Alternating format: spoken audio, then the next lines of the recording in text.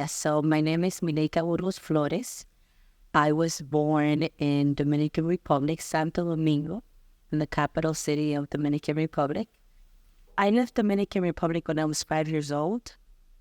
My mother um, was able to gain her residency through her mother that became a resident in the United States, and that she was able to ask for us to come, my father and I. So we came to Puerto Rico, actually.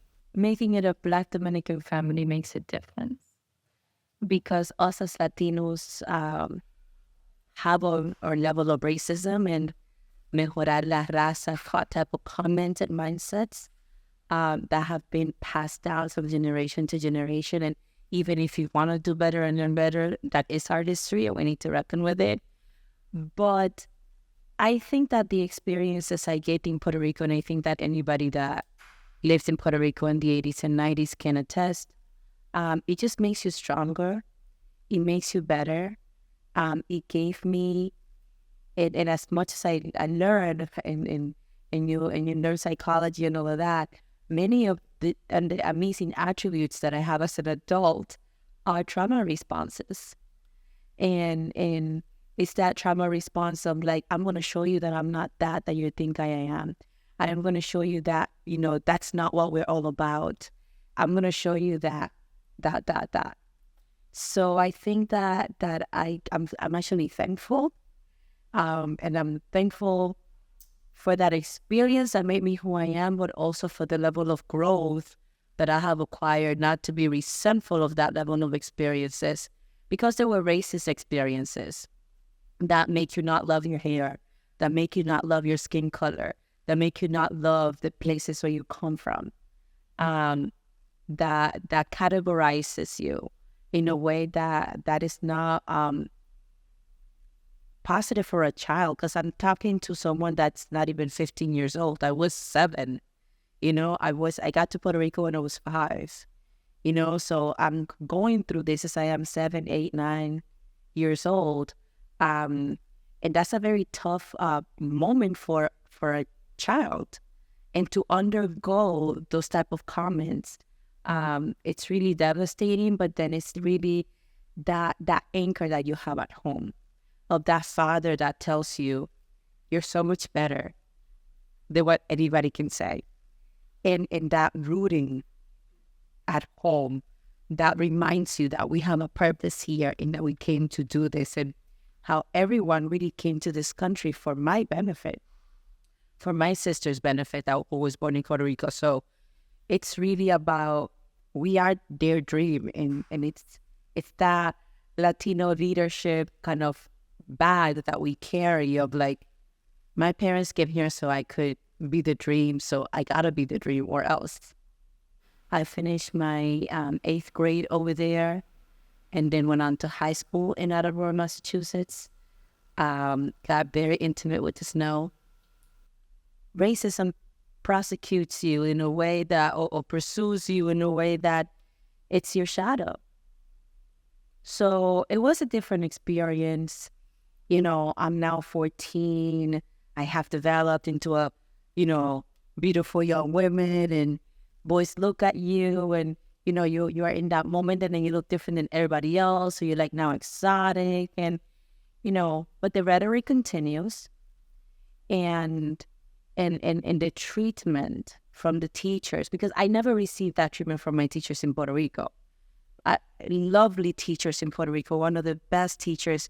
I remember them, honestly, like beautiful, beautiful teachers dedicated to us. I just remember that I had the best elementary and middle school teachers in Puerto Rico. But in Attleboro, I remember a teacher that she equated my intellect to my level of English proficiency.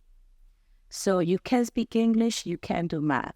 You can speak English, you can do science. You can speak English, you can even, why would you learn French? And again, it became that propeller to speak English much faster, to get into high school, into a regular path and not the ESL path, to get out of ESL so much faster, so much sooner, because it's that thing about making sure that, showing you that we're not what you think I am, right? That I am much more and I can achieve. It's that level of resilience that we can achieve and we can make it despite of whatever you think. I graduated top 10 in my class. And after that, it was time to go to college. And I could have gone to many schools in the North, East, but we decided that I was going to come to University of Miami. They gave me a great scholarship. About October, November of my freshman year, my first semester, when I just felt very homesick. And I'm like, I just really need to eat Dominican food, get my hair done. Can I please do something? And there was a Dominican lady at the cafeteria. Then I said that to her. And she's like, I'm not supposed to do this, but meet me outside at 5. And she brought me to Allapattah. And that's when I just fell in love with this place. I mean, everybody was so friendly. It's like they had seen you before. Todo el mundo es un primo. And it just felt at home, And then I went back to my dorm room and was like, this place, Allapattah, let me check it out. We used to have maps in 1998. And I'm like, oh my God, all the highways. And it's close to this, the airport, the beach. It's like in the middle, in the center, and the health district and all of that. So I just felt from that moment on that, aside from being a Dominican enclave, because the name of the street was Juan Pablo Duarte, and the name of the park was Juan Pablo Duarte too. And I'm like, oh my God, what is this? I just felt at home, and I just started volunteering with different organizations in the area, and it just became a part of me. And I realized the dire need of the community when I came more. I mean, I used to be a board member, and then as I ran it, I realized the dire need of the community and like how invisible it truly was. That job showed me the invisibility of our community and how the narrative wasn't helping. So I go on to work for a much larger organization, hoping that more resources mean more opportunity to truly make this community a lot more visible, and to truly address the issues that are plaguing it. But I didn't find the ways to make that happen. I didn't find that appetite in the organization to truly make that happen. And then I'm just here waiting because I'm just one person.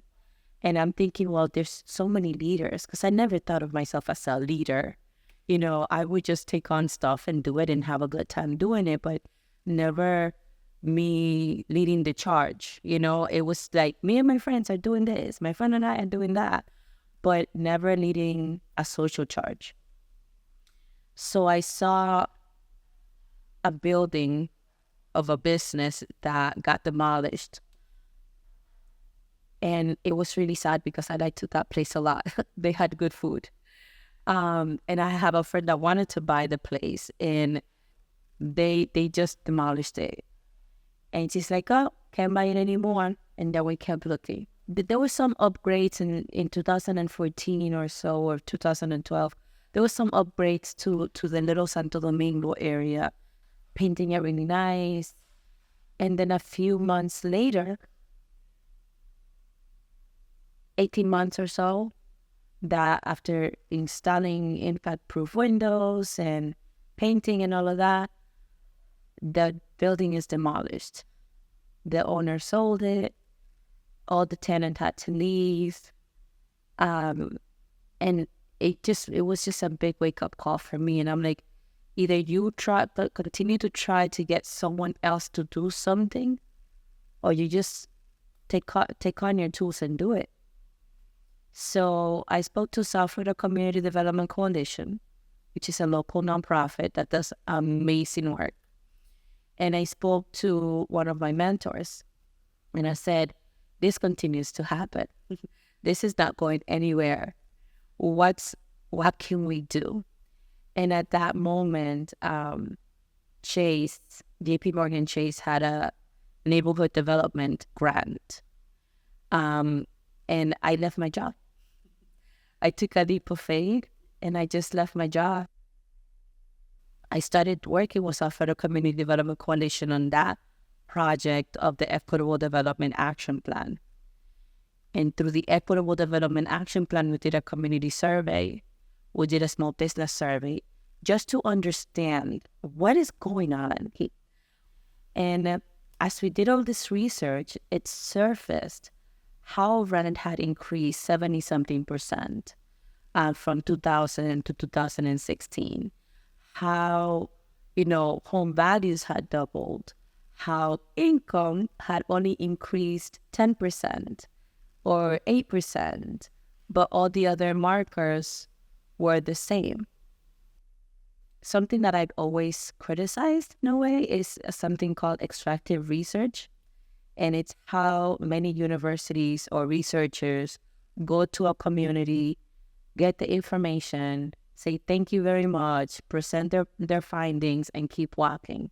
Present their findings to their funding source, not even to the community many times. And even if you present it to the community, I think it's important to stay and solve the problem. So if you're, name the problem and you're researching that problem, have the commitment to stay. Have the commitment to stay and solve it. So that's exactly what we did with the Equitable Development Action Plan. We saw the dire need for community ownership. And we have a commitment to build community ownership and to build that generational wealth that has been a problem in the community, because we want to make sure that people from Allapattah stay in Allapattah. I think that we Latinos, when I say we, I'm talking about Latinos, sometimes don't realize our Blackness. And when we talk about Black politics, many times we don't even see ourselves in it. Yet, if there's a sign that says no Blacks allowed, we can walk in. So I do believe that Black politics is Afro-Caribbean or just Latino politics as well. We are minorities just the same. Although some of us can pass as whites and really take and reap all those benefits, the majority of us don't. You can't do racial justice without doing economic justice. Let's start there. You can't do racial justice without inclusion. You can't do racial justice without having your fair amount of reparations. And I'm not saying that I'm going to get a $400,000 check. I'm talking about how do I get to that educational institution without getting severely into debt? How do I get that job without, and not that I don't need to compete and I need to have the qualifications and all of that, but how do I prepare my workforce, my Dominican children that grew up in Allapattah, to be able to work at Google and be able to do that, right? So how do we prepare them for that? How do we provide access to capital in a way that I can actually own my storefront, my home, the place that I have been renting for the past 10 years? How do we do that? How do I do policies in the city of Miami that are going to protect my family and my business and my investment? Because my investment means everything that I brought with me from my home country, my dreams, and what I have for the family, to continue going. So that's what social justice means. Like, we need to bring social justice to the kitchen table. And how am I providing the right resources to Miami-Jackson High School so all those kids can graduate, so all those kids can make it onto college? How am I bringing role models to show that all those kids in Miami-Jackson High School, that they can get out of whatever situation they are and that they can make it? How can I do the same thing starting at Maya Angelou, which is an elementary school? That is social justice. How do I make sure that the landlords that are in the area are not being slumlords? So what are the policies that we're going to implement to make sure that we're really taking care of community that we're really taking care of what it's making Miami great. I am standing in the shoulders of everyone who came before me, all those Dominican Americans that got here in the 70s and 80s and maybe 90s and did everything they did to highlight our contribution. So I'm standing in their shoulders. And then I never represent anybody. I advocate for the Allapattah community. I feel that they are well worth to represent themselves and to really share their own stories. And I think that my story is my story, and all I can do is facilitate and support and help and advocate, and that's what we do, but never represent. I think that if Black Miami would have been included from the beginning, we would have been so much better off. People don't understand how much we're missing out on by including Black magic, Black ingenuity, the magic that are, honestly, like, think about how my mother would stretch $1. You know, think about the ingenuity of our families to just make ends meet or to make something happen, you know, or their hearts, you know. We could be very, very, very, very smart about many things, but, you know, if it doesn't come back to the human factor, it doesn't matter. Being able to see myself and my history in a few blocks makes so much difference, because it means that we are here and we mean something, and we're not invisible. And not being invisible is important for children, it's important for families, it's important for community.